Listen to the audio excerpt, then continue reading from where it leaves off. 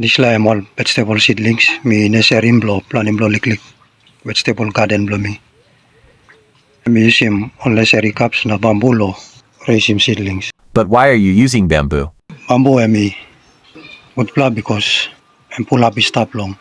I'll have blow you me. You know na buy him lo store and free that's all. Narapla something bamboo no naplo kosim bakarap long.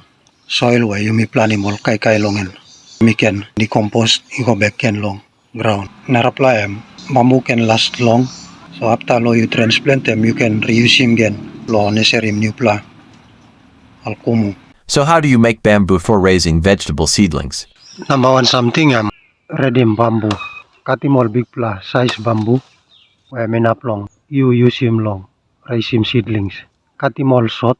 Size as 1.2 to 1.5 meters.